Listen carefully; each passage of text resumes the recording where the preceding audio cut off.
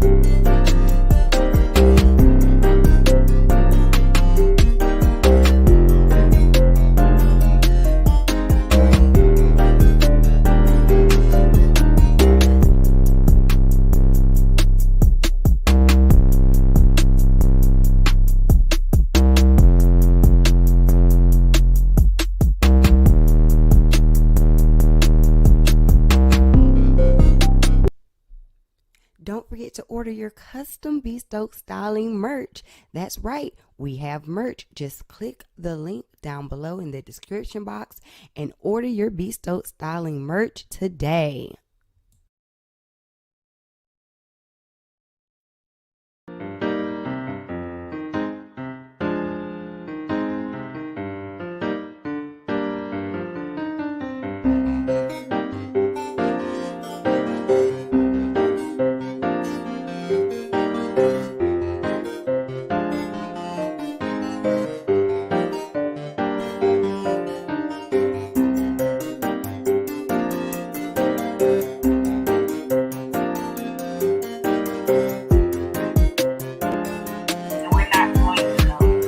Get it started in just a few minutes, you guys.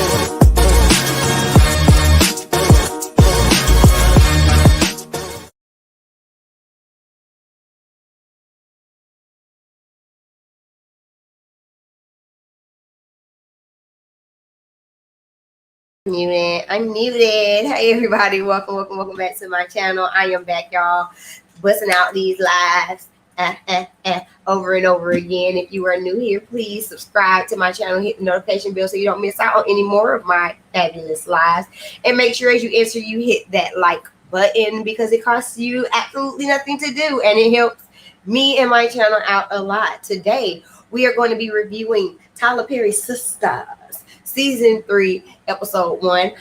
This is new for my channel. I have never reviewed Sistas before. I have been a watcher since the beginning, but I've never reviewed it. And so I'm trying to, TV has been kind of boring lately. I don't have a lot of things to review. So since this is kicking up, I'm like, you know what? This is the perfect time to start reviewing it. I did not take notes. I probably will not take notes because one thing about Tyler Perry, he runs around in circles for things for that whole hour. Like, you know, we could really cut that show down to a good solid 37 minutes with all of the rerunning of repeating of dialogue and, unnecessary awkwardness and things like that. So am I going to necessarily take notes? Probably not. I'm going to give it to you on the remembrance, on my memory. Okay, so I hope y'all enjoy it. If I miss anything and we want to discuss it, you can always drop down in the comment section. I do talk back. I enjoy hearing y'all's perspective. So we're gonna break this down person by person. Let's go ahead and start with the worst of the bunch. Andy is in the bed with the gun pulled to her head because old girl done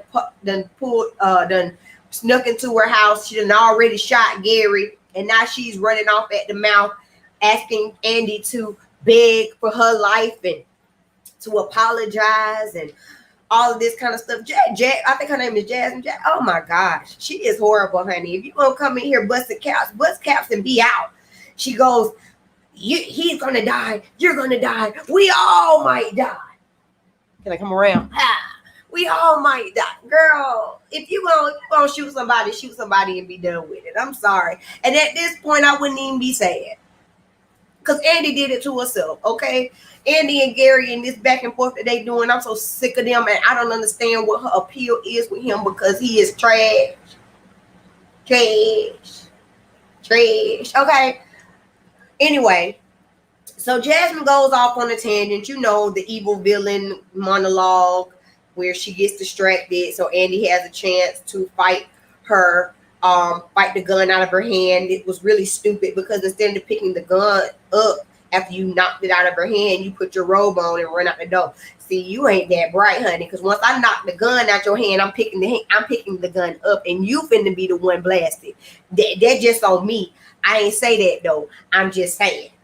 If that was gonna happen, that was gonna happen. But she goes to run out the door, and there are police right there. Freeze, what's going on? She's sitting here in her lingeries and her bathrobe. Like, oh my God, she's crazy. She's in the room. She's acting psychotic. That one cop was sitting there. He don't know what was going on. He wasn't finna do no work. He's staring. He looking at her body. Okay? And then as soon as she goes to act up, the first thing he do was go to grab her. You're just trying to get a feel. I see you. Okay? Later on in the episode, you see the officers questioning Andy. We have not seen Gary. We don't know where he is. Is he okay? Why are you asking me questions? Get him to the hospital. Their EMTs are in there treating him. They end up asking her questions. She's like, she broke in. I don't know what's going on. Is he okay? Jasmine walks out. It ain't over, bitch. It ain't over. Jasmine, you're an idiot. You're going to say that in front of the cops. You already got this guy in there bleeding out. You're going to jail. Okay? You're going to jail. Cop says you should get a restraining order. Do you think a restraining order is going to stop this psychotic helper from coming back in there? She done already broke to the house with the gun. Next time she going to stop talking, she just going to go ahead and bust them caps from the beginning. But anywho, I'm going to let them write. I'm going to let the writers write. By the end of the episode, they let Andy come in, and I guess I'm just going to assume that Gary is not dead, even though we all want him gone. But whatever. As a matter of fact, we know he's not because during the preview we see Andy's in the wedding dress, so she's actually gonna marry this nut. But that's neither here nor there. That's everything that happened over there with Andy. Moving on, because I'm sick of her. We let's talk about Sabrina. So Sabrina, remember, she had opened the door at the end of last season. Remember, she had opened the door and Calvin was standing at the door, and then Mr. Jacoby, whatever his name is, was in the back. He was all naked and stuff, and he all in the refrigerator and stuff, and Calvin done seen it, so now he mad and he run off. And so now Sabrina, of course, is going to do what she does and act like she ain't never seen a peen before and she don't know what to do. And can you just leave? And Jacoby wouldn't take leave for an answer, honey. Like, she was like, he trying to press up on her like, man, we were just about to, do the do and get the get. And she's like, no, I don't want to do it. I think it's better for you to just leave. Do you need to get dressed? Do you need me to help you get dressed? Oh, wait, no, I don't want to go near that. That's too big. It's Sabrina, we know you're not a virgin, but girl, you acting real virginal. So she tells him to leave. She goes into the room and calls Danny. Danny is in the tub, honey, enjoying her some rodeo time, and she ain't trying to talk to Sabrina about Sabrina's little high school drama that she just couldn't stand up in it. Ooh, sorry, y'all. Yeah, stand up in it, Sabrina, or whatever. So Danny says, I'll call you back. She comes out. Jacoby is there with his clothes on, still sitting. She's like, I need you to I almost forgot. As a matter of fact, because I'm jumping all over the place. So she calls Danny. Okay, Danny brushes her off the phone. We see Danny and Rodeo together. They didn't really have much going on this episode. Y'all. Sabrina just calls Danny when she just wants to talk about a whole bunch of nothing.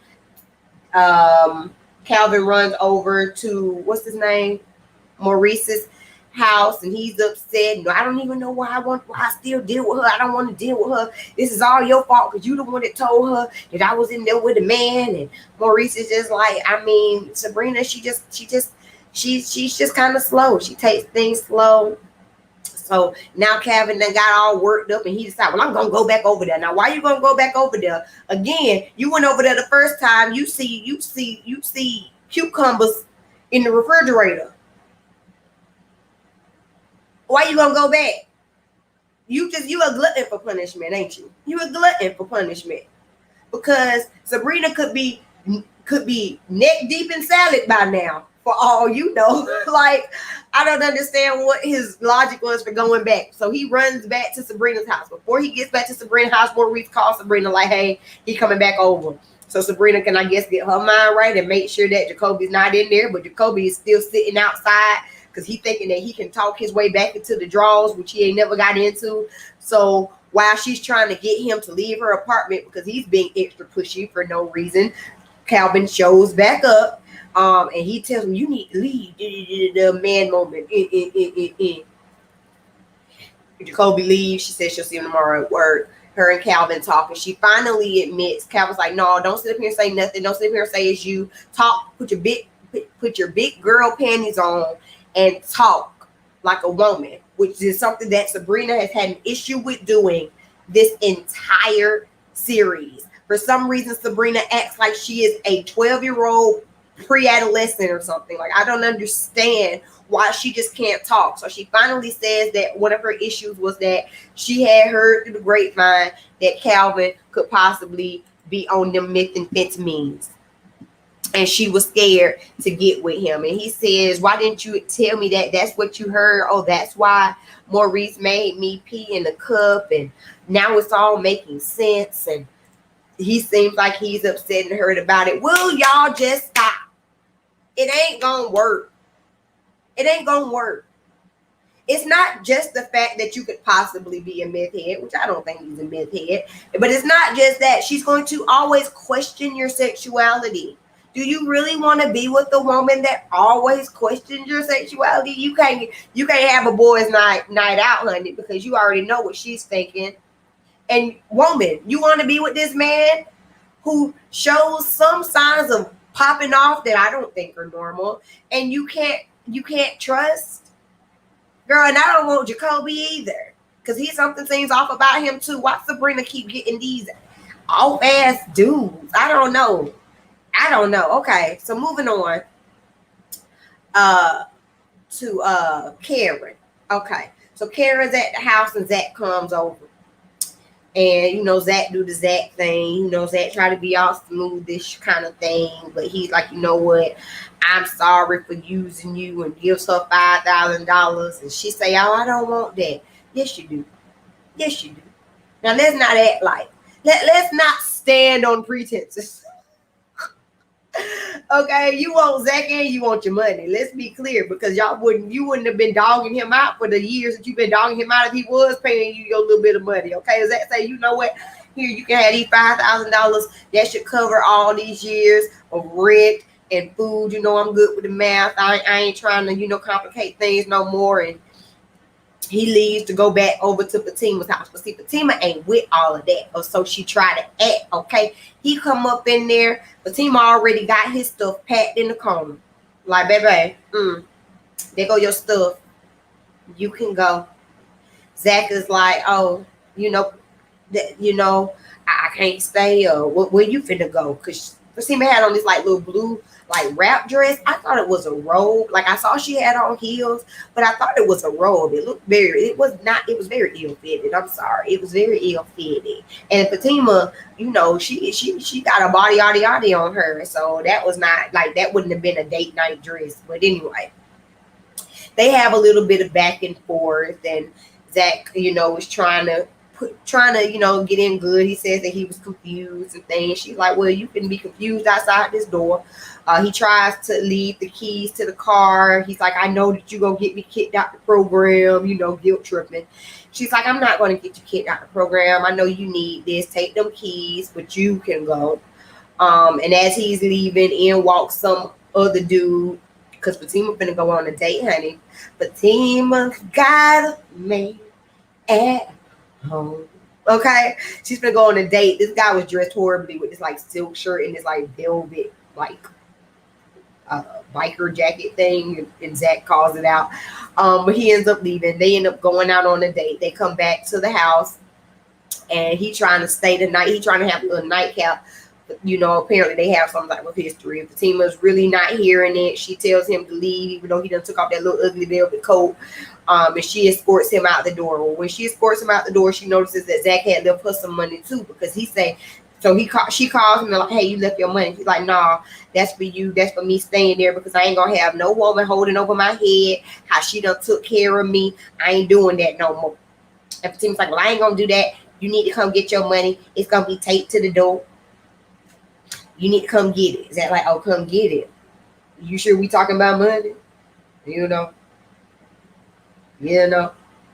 So she says no, it's gonna be taped to the door. So he comes back and he gets it. They end up having a conversation. Bottom line is, all of this hoopla and back and forth about Zach being confused, and he don't understand why he loves someone that make him feel like trash.